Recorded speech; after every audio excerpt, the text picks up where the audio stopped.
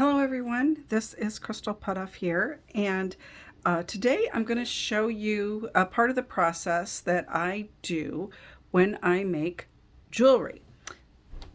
So I have these, I think, quite adorable little pumpkins that will be turned into earrings.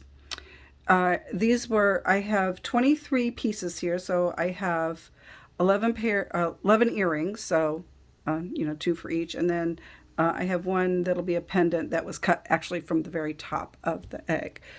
So these were all from a goose egg, not this goose egg shell, but I use a goose egg shell.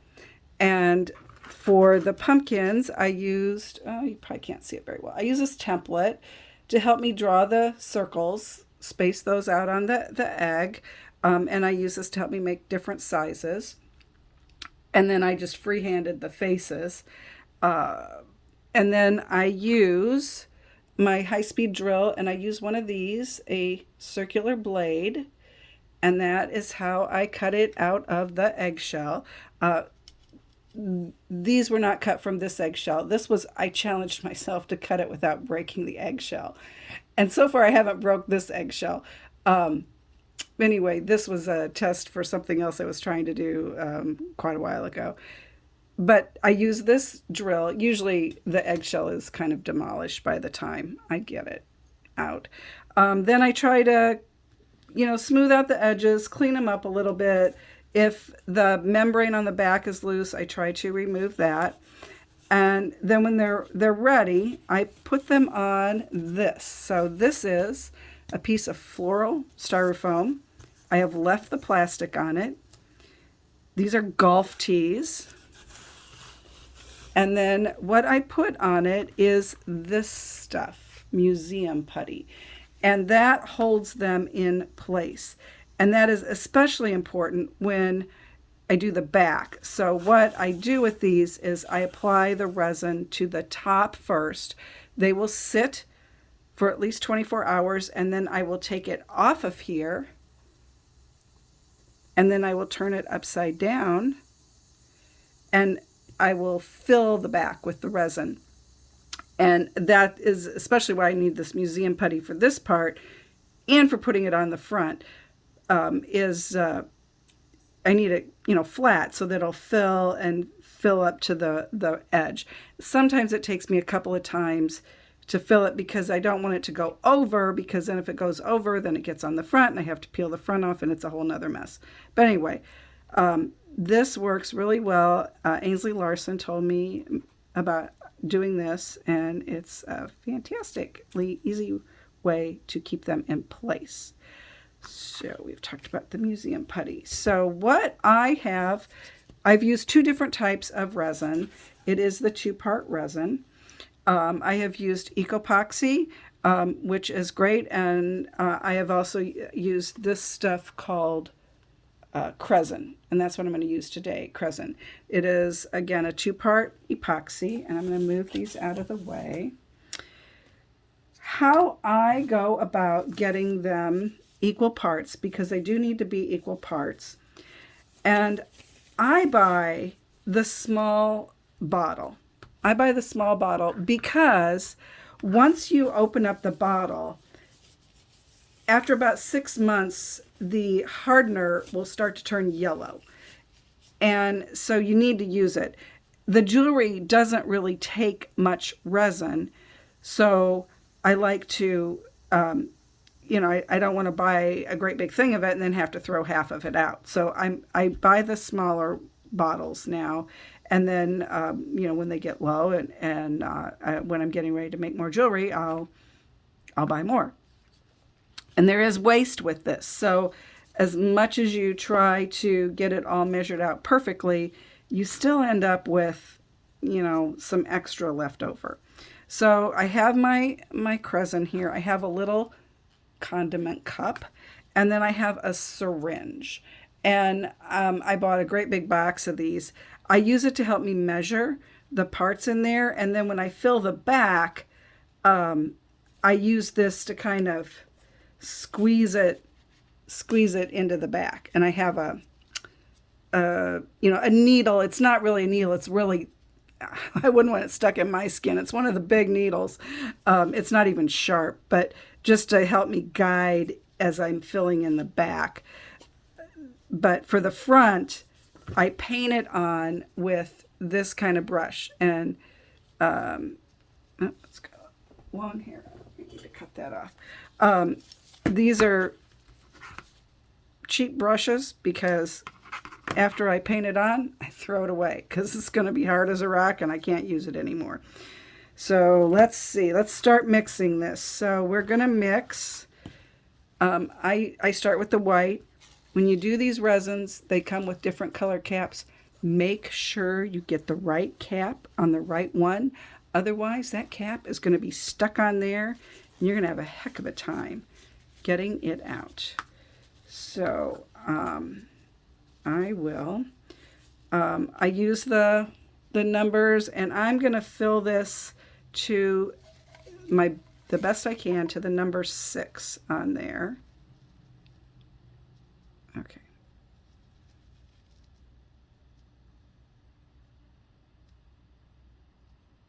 And goes. Let's see. Give it a minute to catch up.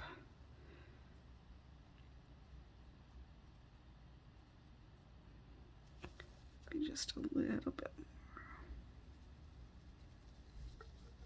Okay.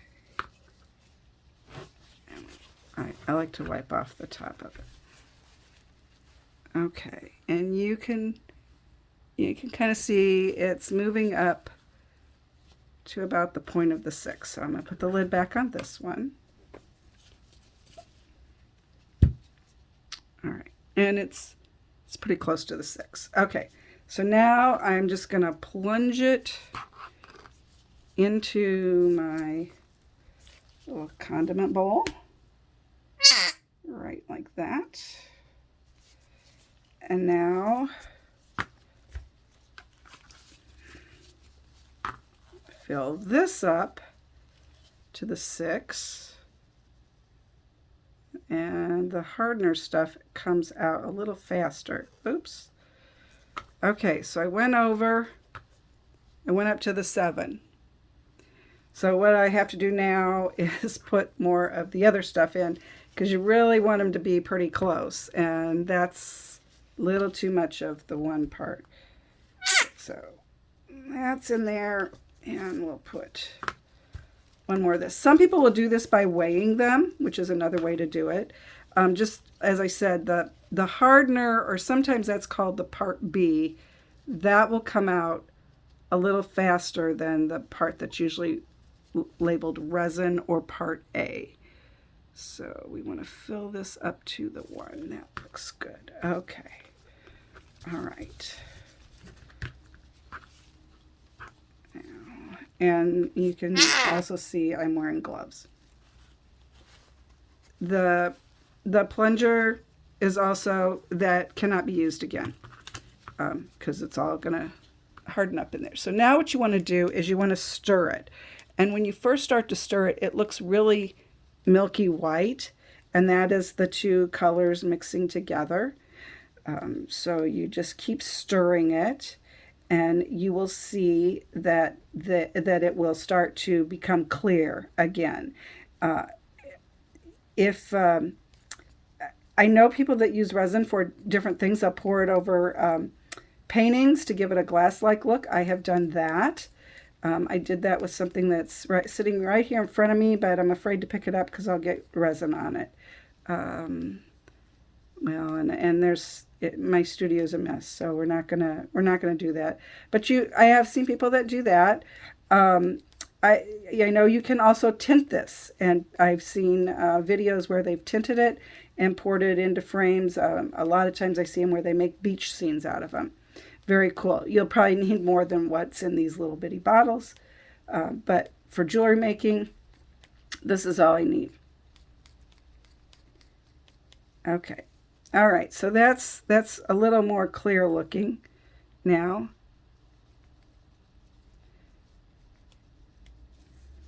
Okay, and we'll wipe that off.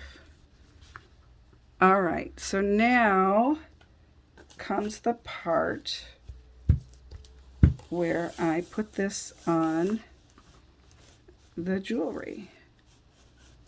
Okay, yeah, you can see it. Okay, so I get some on my brush and I just lightly go over the top of it, just light. Don't put too much on there. And I will do that. Whoop, that you might not have been able to see it, but that was kind of a blob. So I just lightly go over it. All these are kind of small. So when you get the bigger pieces, you really have to look at it closely to make sure you have covered the whole top. You want to make sure, it's very important to make sure that you have all of the wax off of it, because the resin isn't going to stick real good to the wax. So you want to make sure you have all of the wax off of your jewelry piece, whatever you're resining.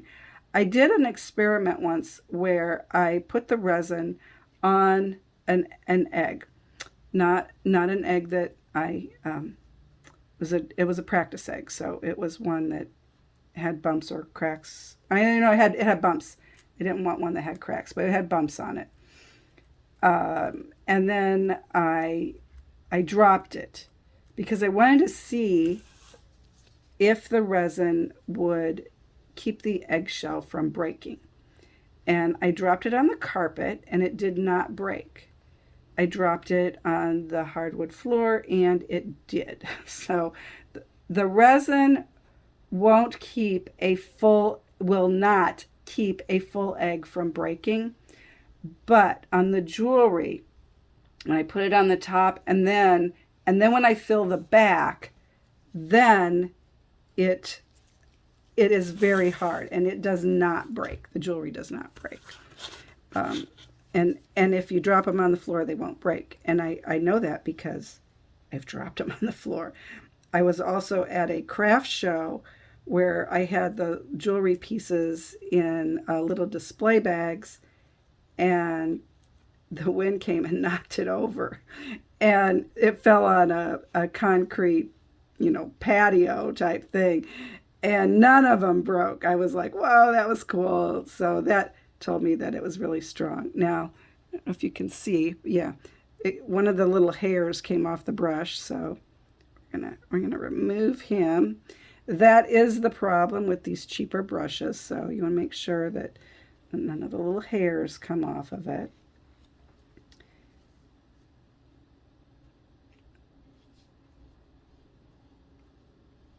So when I made some jewelry about a month ago with my leftover resin, I experimented with pouring the resin on paper and seeing what would happen. I had some really cool effects. I had one where it was just copy paper that had a scene, like a sunset scene on it. And when you picked it up after the resin had dried, you could see through it. And it was still flexible for a couple of days, and then it started to get a little stiffer.